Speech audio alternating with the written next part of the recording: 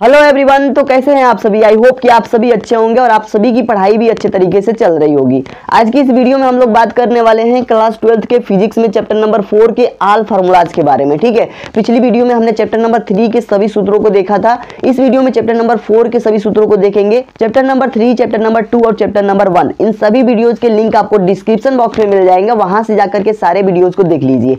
सभी सूत्र आप सभी को याद करना बहुत ही जरूरी है। अगर आप बोर्ड एग्जाम में बेस्ट करना चाहते हैं, बहुत ही अच्छा नंबर लाना चाहते हैं, तो सारे फार्मूलाज आपको तैयार होने चाहिए। ठीक है, तो फिजिक्स में अच्छा से अच्छा आप स्कोर कर पाएंगे तभी जब आपको सारे फार्मूलाज लर्न रहेंगे। तो इस वीडियो में हम चैप्टर नंबर 4 के सारे सूत्रों को देखेंगे। चलिए हम फटाफट सारे सूत्रों की बात करते हैं। अगर आपने चैनल को सब्सक्राइब नहीं किया तो प्लीज चैनल को सब्सक्राइब कर दीजिए और वीडियो को लाइक भी जरूर कर दीजिए। चलिए सूत्रों को शुरू करते हैं। तो पहला सूत्र हमारे पास है बायो-सेवर्ट के नियम से। ठीक है, बायो-सेवर्ट के नियम से हमें एक सूत्र मिलता है जिसे हम ऐसे पढ़ेंगे, dv बराबर में म्यू नॉट अपन में 4 पाई आइडियल साइन थीटा अपन में आर स्क्वायर। ठीक है, अब देखिए यहाँ पे ये जो बायो-सेवर्ट नियम है, कभी कभी इसका डेरिवेशन आपसे पूछ लिया जाता है। ठीक है, तो डेरिवेशन अगर आपको नहीं पता है बायो-सेवर्ट के नियम का, तो मैंने डिस्क्रिप्शन में लिंक दिया हुआ है, उस वीडियो को जाकर के देख लीजिए। बहुत ही अच्छे ढंग से मैंने बताया है। ठीक है, बहुत यूनिक तरीके से मैंने बताया। आप तुरंत 2 मिनट में सीख जाएंगे कि बायो-सेवर्ट के नियम को कैसे आपको एग्जाम में लिख करके आना है। ठीक है, उसका डेरिवेशन आपको कैसे करना है, इस सूत्र का निगमन आपको कैसे करना है। ठीक है,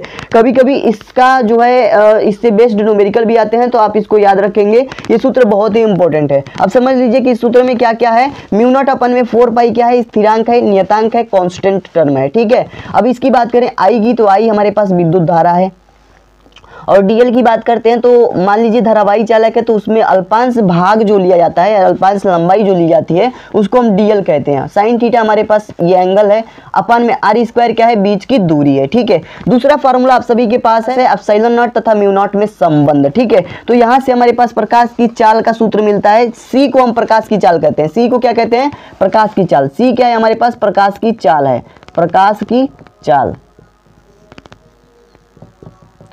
तो C हमारे पास प्रकाश की चाल होती है। तो हमारे पास फार्मूला होता है C बराबर में 1/, में अंडर रूट में म्यू नॉट इंटू का एप्सिलॉन नॉट। म्यू नॉट हमारे पास निर्वात की चुंबकशीलता होती है और एप्सिलॉन नॉट की बात करें तो निर्वात की वैद्युतशीलता होती है। ये आपको बात पता होगी। ठीक है, अगले फार्मूले की बात करते हैं। तो अगला फार्मूला आप सभी के पास है परिमित लंबाई के ऋजु रेखीय चालक के कारण चुंबकीय क्षेत्र। ठीक है, तो देखिए परिमित लंबाई के ऋजु रेखीय चालक के कारण चुंबकीय क्षेत्र की तीव्रता की बात करते हैं, तो इसका सूत्र हमारे पास होता है B बराबर में म्यू नॉट अपन का 4 पाई आई अपन ए, और ब्रैकेट में साइन थीटा 1 लिख सकते हैं या साइन फाई 1 लिख सकते हैं, माइनस का साइन फाई 2। ठीक है, तो साइन थीटा 1 लिखे, माइनस का साइन थीटा 2 लिखे, तो इससे भी कोई दिक्कत नहीं है। ये सूत्र भी आप लोग याद रखेंगे, ये बहुत ही इंपॉर्टेंट सूत्र है। परिमित लंबाई के ऋजुरेखीय चालक के कारण चुंबकीय क्षेत्र, और एक होता है हमारे पास अनंत लंबाई के। ठीक है, अनंत लंबाई के लिए होता है, एक परिमित लंबाई के लिए, तो आप दोनों को याद रखेंगे। अगले फार्मूला की बात करते हैं। तो अगला फार्मूला आप सभी के लिए मोस्ट इंपॉर्टेंट फार्मूला है।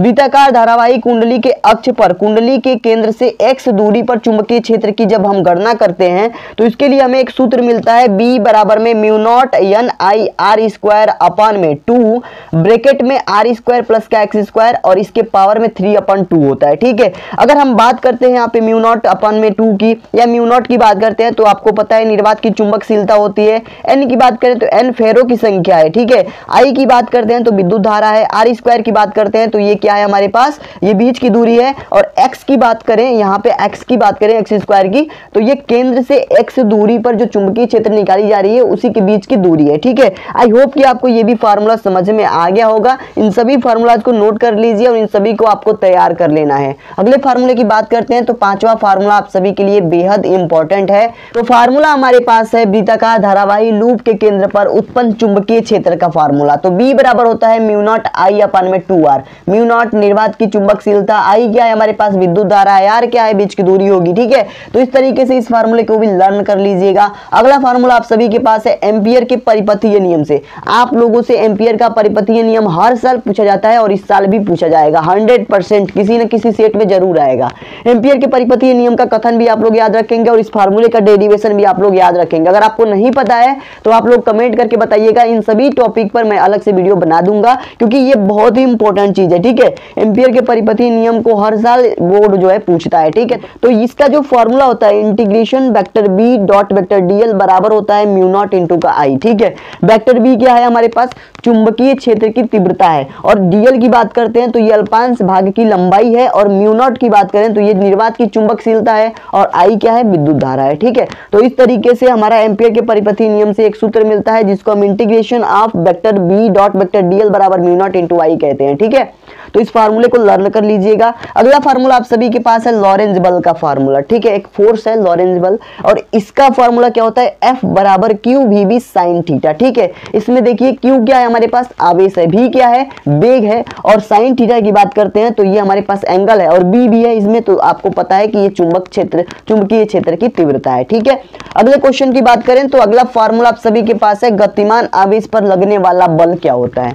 तो देखिए आपको लॉरेंज बल पूछा जाएगा तो आप बोलेंगे F बराबर Q V B sine theta. अगर आपसे पूछा जाए गतिमान आवेश पर लगने वाला बल क्या होता है तो आप बोलेंगे F बराबर आई बी एल साइन थीटा, ठीक है, आई बी एल साइन थीटा। अब इसमें देखिए आई हमारे पास विद्युत धारा है, बी हमारे पास चुंबकीय क्षेत्र की तीव्रता है, एल हमारे पास लंबाई है, और साइन थीटा एंगल है, ठीक है। उसी तरीके से जिसे हमने पहले फार्मूले को याद किया सेम उससे रिलेटेड है, ठीक है। इस तरीके से आप इसे याद रखेंगे। बस ये गतिमान आवेश पर लगने वाला बल है और लॉरेंज बल है, ठीक है। अगले फार्मूले की बात करते हैं तो अगला फार्मूला है दो समांतर धारावाही तारों के बीच बल क्या होता है। तो ये जो कंडीशन है, ये जो संबंध है इसे याद रखिएगा। F अपन एल होता है बराबर में म्यू नॉट अपन 2r, I1 I2 अपन में R होता है। यहाँ पे I1 I2 की बात करें तो ये धाराएं हैं क्रमशः, ठीक है, और R की बात करते हैं तो बीच की दूरी है। दो समांतर धारावाही तार हैं तो इन दोनों तारों में बहने वाली धारा I1 I2 है, ठीक है। इस बात को ध्यान रखेंगे।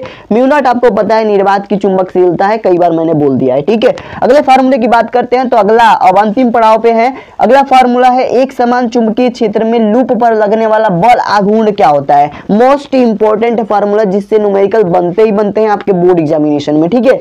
क्या है हमारे पास, एक समान चुंबकीय क्षेत्र में लूप पर लगने वाला बल आघूर्ण क्या होता है तो आप बोलेंगे टाउ। देखिए बल आघूर्ण को टाउ से प्रदर्शित किया जाता है, टाउ बराबर होता है एन आई ए साइन थीटा। अब एन की बात करें तो फेरों की संख्या है, आई की बात करें तो धारा है, ए की बात करें तो क्षेत्रफल है, और साइन थीटा की बात करें तो ये एंगल है, ठीक है। तो इस तरीके से इन सभी फार्मूलाज को आप लोग लर्न कर लेना है, आप लोगों को लर्न कर लेना है, और सारे फार्मूलाज याद होने के बाद से आपको न्यूमेरिकल प्रैक्टिस करनी है। उसके बाद से आपका डर जो है बिल्कुल खत्म हो जाएगा बोर्ड को लेकर के। अगला फार्मूला देखिए हमारे पास अंतिम फार्मूला है चुंबकीय द्विध्रुव को घुमाने में किया गया कार्य क्या होता है। देखिए चुंबकीय द्विध्रुव को घुमाने में किया गया कार्य को W से प्रदर्शित करते हैं, और W बराबर होता है M इंटू बी ब्रैकेट में 1 माइनस कॉस थीटा। अगर बात करें M की तो M क्या है यहाँ पे, तो देखिए ये चुंबकीय द्विध्रुव आघूर्ण है, ठीक है। क्या है M, चुंबकीय द्विध्रुव आघूर्ण है। B की बात करें तो चुंबकीय क्षेत्र की तीव्रता है 1 माइनस कॉस थीटा। ये कॉस थीटा हमारे पास एंगल है 1, मतलब 1 में से माइनस कर देते हैं। आई होप कि आपको ये सारी चीजें समझ में आ गई होंगी। चैप्टर नंबर 4 के मैंने सारे फार्मूलाज इस वीडियो में मैंने बता दिया है। इसी तरीके से मैंने चैप्टर 1, चैप्टर 2, चैप्टर 3 के भी मैंने फार्मूलाज को बताया है। डिस्क्रिप्शन में लिंक मिल जाएगा या प्लेलिस्ट में जाकर के आप लोग देख सकते हैं। अब नेक्स्ट वीडियो में नेक्स्ट चैप्टर के इंपॉर्टेंट फार्मूलाज को देखेंगे, और ऐसे ही सारे चैप्टर के इंपॉर्टेंट फार्मूलाज को देखने के बाद से हम न्यूमेरिकल क्वेश्चन को करेंगे, और आप सभी के सपोर्ट से हम जो है मोटिवेट होते हैं, तो आप सभी लोग सपोर्ट जरूर कीजिएगा। चैनल को सब्सक्राइब कर लीजिए। दोस्तों आज की इस वीडियो में बस इतना ही रखते हैं, मिलते हैं एक नई वीडियो में ऐसे ही शानदार टॉपिक के साथ। तब तक के लिए धन्यवाद।